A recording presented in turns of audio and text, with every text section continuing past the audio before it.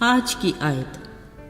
نعمتیں تو طرح طرح کی ہیں مگر روح ایک ہی ہے، اور خدمتیں بھی طرح طرح کی ہیں مگر خداوند ایک ہی ہے۔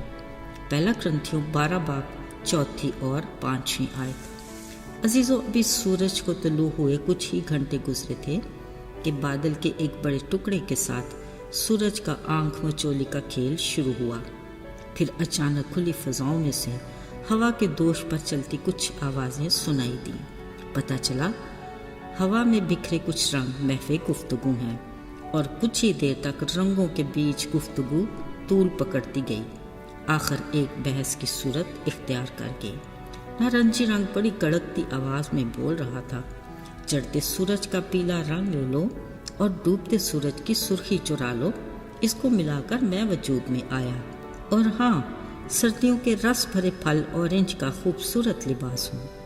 یہ سن کر بنفشی رنگ یعنی وائلٹ بول اٹھا، میں ملکہ اور شہزادیوں کا خوبصورت رنگ ہوں، جب بھی میں شاہی رنگ کہلاتا ہوں۔ مجھے فخر ہے اپنے ماضی اور حال پر، ہر دور میں افضل، ہر طور سے اول۔ اس پر انڈیگو فوراً سے بولا، رنگ تو میں بھی بڑا خاص ہوں، نایاب اور ہر کسی کا دل پسند، بس یوں کہو، خوبصورت ہوں، نایاب ہوں میں، سب رنگوں میں شاداب ہوں میں۔ اتنے میں پیلا رنگ بھی گویا اچانک جاگ اٹھا، بولا، میری بھی تو سنو، میں رنگ ہوں موج مستی کا، سورج جیسی ہستی کا، چمکتا دھمکتا پیلا رنگ، نیر اکبر کی کرنوں کا رنگ، بلا شبہ خوشیاں میرے ہی تو دم سے ہیں۔ ادھر سبز رنگ جو کافی دیر سے خاموش تھا بولا، اصل میں تو میں ہوں تازگی کا خوبصورت احساس، سبز رنگ، موسم بہار میں چہار سو ہریالی صرف میرے ہی دم سے ہے۔ اور سن لو کہ آنکھوں کی ٹھنڈک ہوں، سوکھے درختوں کا خوشنما لباس بھی میں ہی ہوں۔ عزیزو، یوں ہی رنگوں کی بحث چل رہی تھی، ہر کوئی خود کو دوسرے سے بہتر ثابت کرنے کی کوشش کر رہا تھا۔ ایسے میں نیلا رنگ بھلا کیوں پیچھے رہتا؟ بولا، سنو دوستو، میں بہتے سمندر کا نیلا رنگ ہوں، پھیلی آسمانی چادر کا خوبصورت، پرسکون اور ٹھنڈک کا احساس بھی میں ہی ہوں۔ کہنے کو تو میں بہت کچھ ہوں، پر خیر چلو، اتنا ہی کافی ہے۔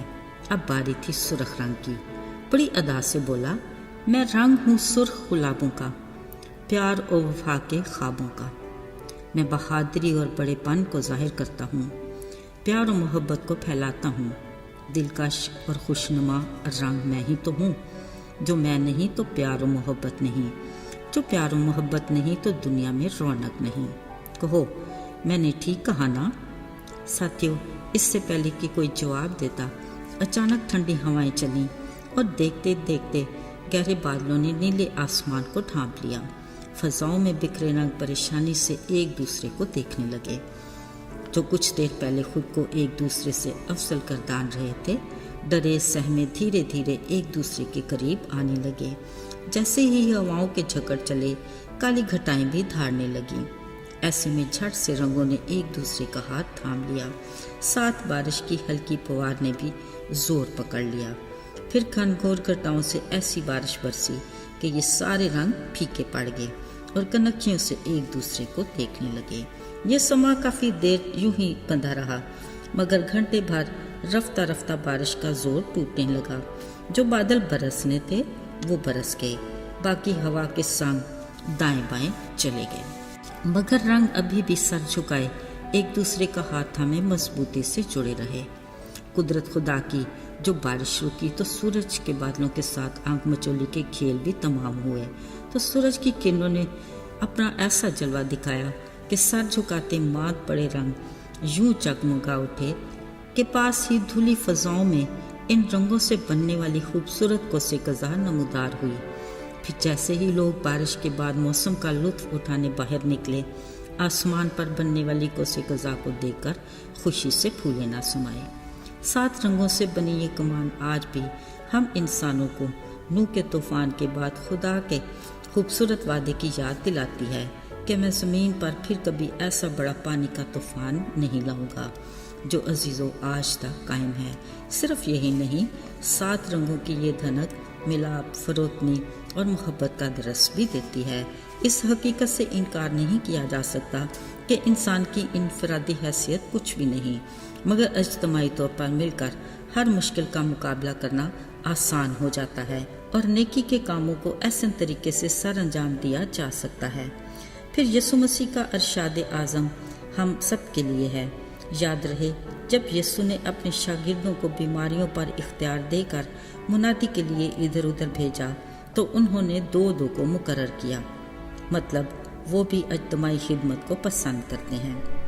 گھریلو معاملات ہوں یا کلیسیائی ذمہ داری، ہمیشہ ٹیم ورک کو اہمیت دی جاتی ہے۔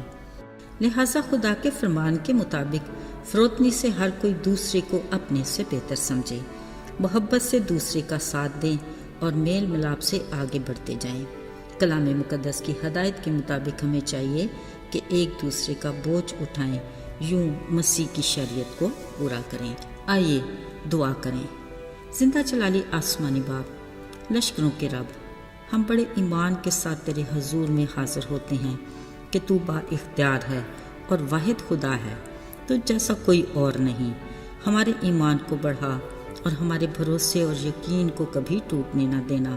ہماری ذات میں سے انا اور خودی کے بت کو توڑ، تاکہ ہم روز اپنی اسلیب اٹھا کر تیرے پیچھے چلتے رہیں۔ ہماری اس راہ پر رہنمائی فرما جس کی منزل ہمیشہ کی زندگی ہے۔ اے خدا، اپنے چہرے کو ہم پر جلوہ گر فرما اور اپنی نجات ہمیں دکھا۔ یسوع کے بابرکت اور مبارک نام میں مانگتے ہیں، آمین۔